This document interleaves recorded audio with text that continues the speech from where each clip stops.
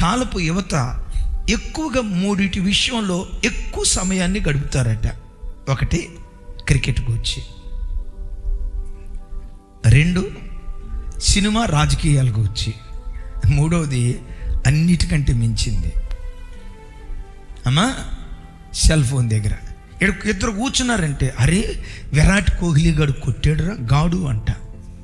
మరి వీడికి ఎట్లా చుట్టమయ్యాడో ఎట్లా తమ్ముడయ్యాడో నాకు తెలియదు, విరాట్ కోహ్లీ గాడు కొట్టాడురా ఆడరా అంటే, ఈలోపు ఇంకొకటి అంటాడు, ఆడిదేముందరా ఈ మధ్య ఒకడు వస్తున్నాడు సూర్యవంశీ, ఆడు కొడితే 6లురా.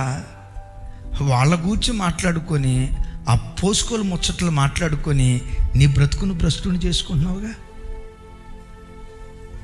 కోహ్లీ ఆట ఆడటానికి ఆ గ్రౌండ్లో కనపడేది గంటే, ఆ గ్రౌండ్లో గంట ఆడటానికి 30 రోజులు తను బ్రతుకుతున్న స్థలాల్లో రోజుకొచ్చి 16 గంటలు ప్రాక్టీసులో గడుపుతాడట.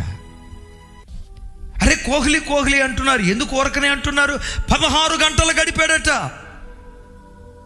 మరి ఆ వ్యక్తిని గురించి మాట్లాడుకున్నప్పుడు ఒక అనామకుడు అందలమెక్కి ప్రపంచాన్ని శాసించే ఒక గొప్ప ఆటగాడిగా మారాడంటే తన శ్రమను తన కష్టాన్ని పెట్టుబడిగా పెట్టాడు. ఎవరు బిడ్డలారా నా వైపు చూడండి. జీవితంలో ఎవడు విజేత కావాలన్నా కష్టపడే తత్వం కలిగిన వాడిగా ఉండాలి.